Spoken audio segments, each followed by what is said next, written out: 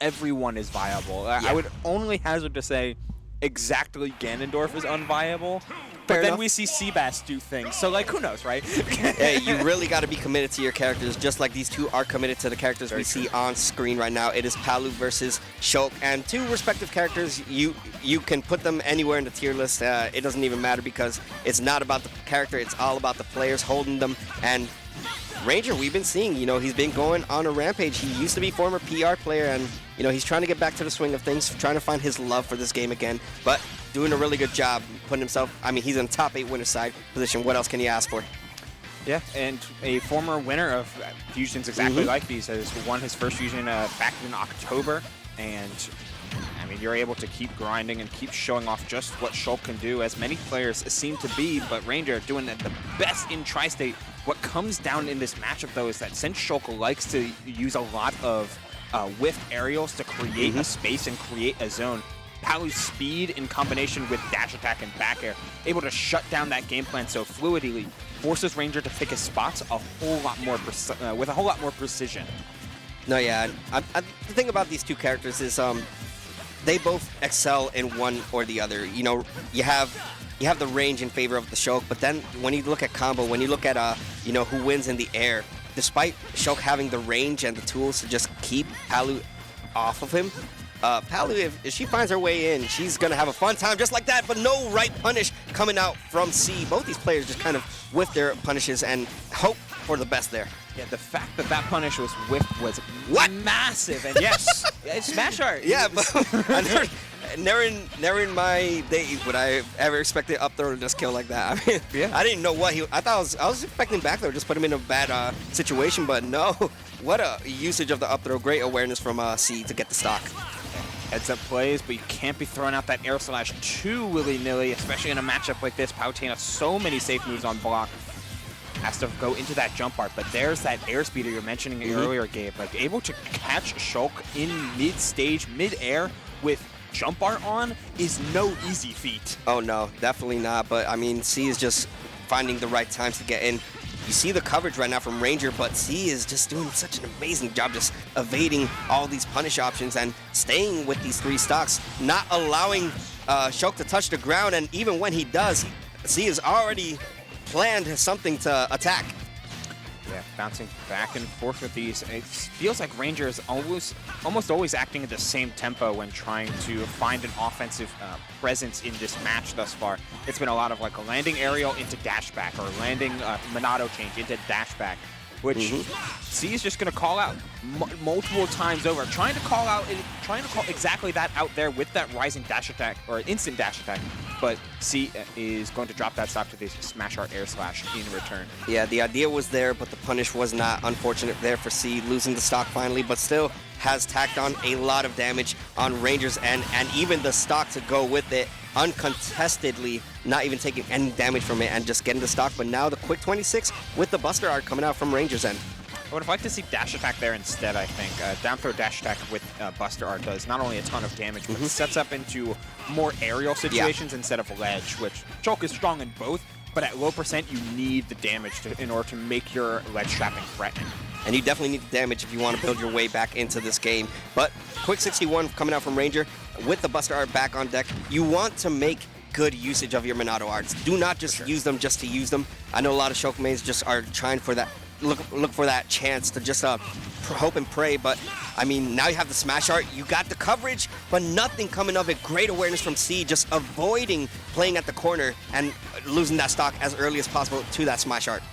I like the discipline coming out from Ranger, though, knowing when to bail from arts early so you can start the recharge, popping in the shield, but getting the read on the roll. It's not going to do too much, but just the fact that Ranger has to consistently keep an eye on when they're popping any of these arts, and the amount of foresight that C has been showing off for that exact switch has been so strong. Getting the down throw into the back air. Ouch. DIing in 2022. What are you doing, man? The coverage. The coverage. I mean, what can we say? C kind of just played that out exactly how he needed to. He caught the roll read, the first ledge trap, and then he just waited for the normal getup, which Ranger just kind of gave to him. I mean, great stuff. Look at that patience. He just kind of put himself in a position, and yeah, holding in against Palutena, like forward throw is never closing out the stock there. So you just like default hold out. Oh no, I can react to forward throw and hold back. It's like, it's okay. I like the stage pick here to Town and City though. Shulk does excellent on this stage. Covers a lot of space with that Monado.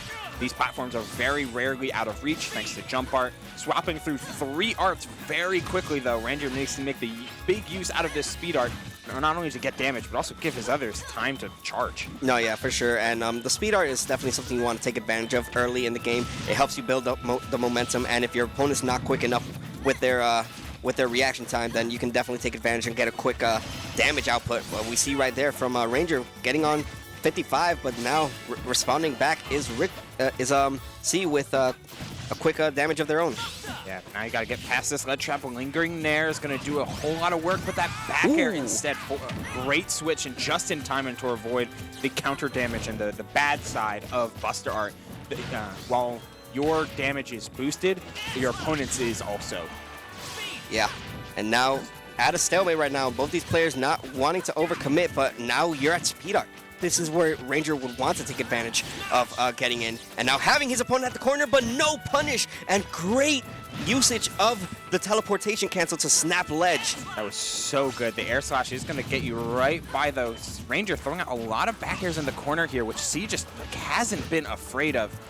I'm looking for a punish on that forward tilt, though. Not finding it. The damage getting higher and higher. A great parry. This is going to be an up throw. Trying it. And at the very least, you're able to burn out the shield art while in a juggle situation instead of in a combo, catching the landing, and C takes first stop. Oh, great awareness right there. He knew exactly what he was doing. C really had that planned out. I'm pretty sure you alongside me were expecting a back throw to just put him in a off-stage scenario, but no, the usage of the up throw into the juggle game just kind of paid off right there, giving him the first stock. And now C building up a bit of damage until the shield art just kind of prevents more damage output. Yeah, just trying to pressure, but all of these fares are forcing Ranger to take things extremely slow. Finally, the Smasher comes online, but Ranger is still unable to find the stock. Finally, catching C with a wayward jump in there. Jump out of shield, getting absolutely murdered by Shulk's massive forward air. For sure, and now we have a pretty even game to work around. Buster Art going to come out. Hopefully it could be a deciding factor as to whether or not we're going to see more damage output. A quick... That did a lot of damage for Buster Art. I don't care if it was Buster Art or not, man. That's a good chunk of damage. The damage you give is the damage you take in turn. Well, a little bit less. I don't know the exact numbers, but hey, it is still important to remember that each art changes one thing better for the better and one thing for the worse, ever so slightly. But there's no saving that Smash Art fair. Like, that's just egregious. Yeah, no, for sure, man. And no just, defense. You mentioned it before. The stage pick was definitely a huge benefit for Ranger for those scenarios specifically. If you have your opponent at the corner and you're utilizing your Smash Art, and at a pretty reasonable percent, you will be seeing those stocks flying. Right now, C trying to stay alive, trying to bring this to an even game once again as Ranger finally builds up a bit of damage with the Buster Art as well to go along with it. 23 added on, and then some. Buster dash attack is just so good at not only finishing combos, catching overshoots, but also doing so much damage in turn. Now at 162, yeah, you may get this grab, but you got to get another one in order to close out the stock. There you go. Ranger will give it up. Overcommitment does end up costing Ranger right there the stock, but he does have 45 contested of extra credit and then some to go along with it. Don't get too excited though, because Palutena is a combo machine of a character, so you don't want to get in their face, because one Nair loop will definitely even things back out. Not even with the Nair, like, he already took the lead. Yeah, just doing it with stray hits and good spacing. Ranger, though, catching that dash in and the grab as well. That's a little bit of forward throw. Absolutely at the stock closing percent. Can you find the hit? No, Ranger's going to abandon the idea and hold center first and foremost.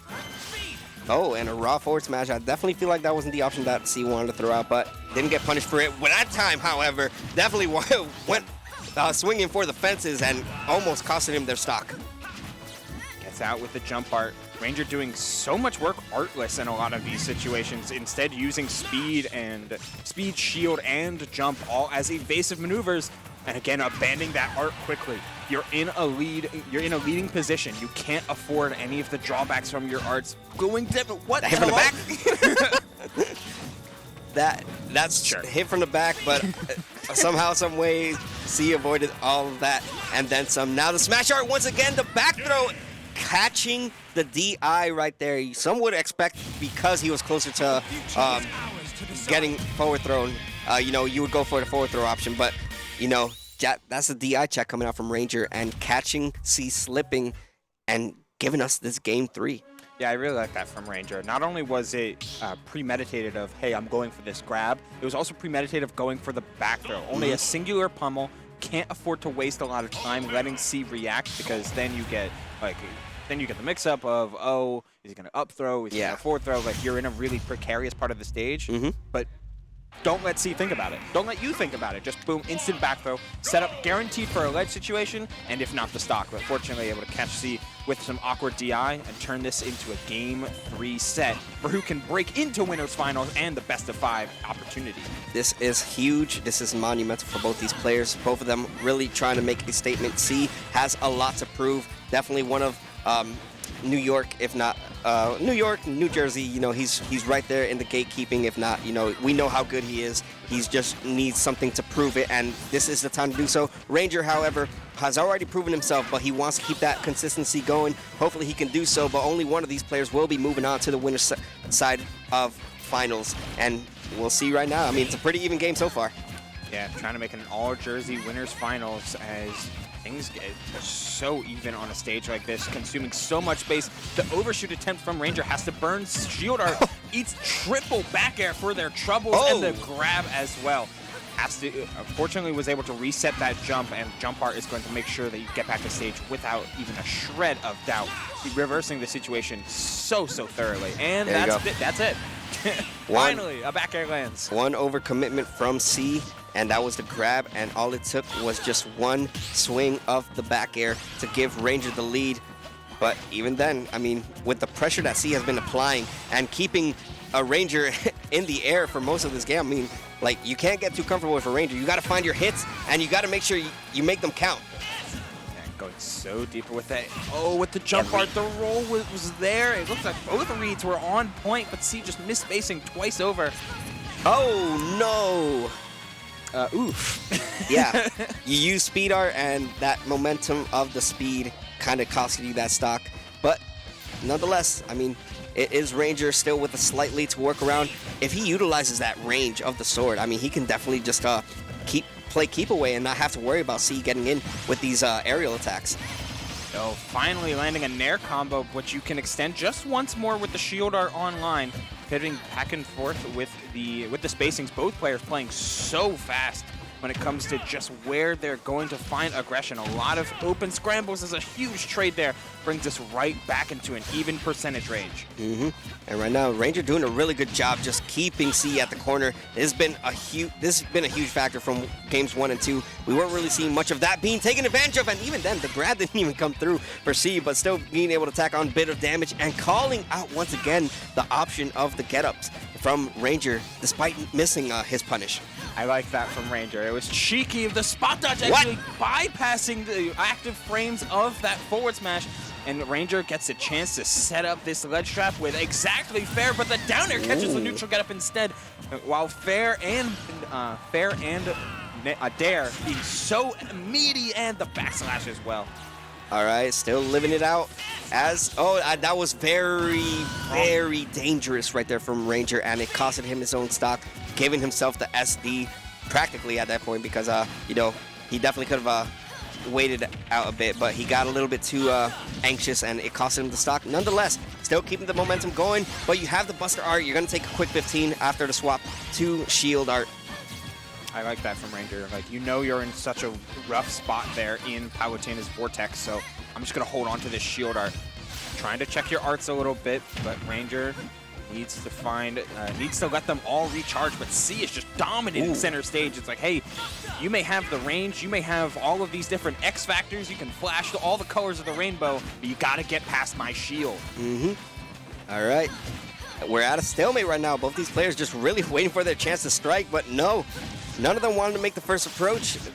But the one time that Ranger does, he gets a bit of damage to go along with it. We're seeing a lot of greed coming out from C now. He's just fishing out these nairs and finally getting a few conversions, getting a few callouts as well. Can he finish the deal, though? Not with shield art still accessible, backing off, but there it is again, that back air interrupting the situation and forcing Ranger into holding onto this Buster, just trying to find a means to make up the damage, but they get another back air for their troubles.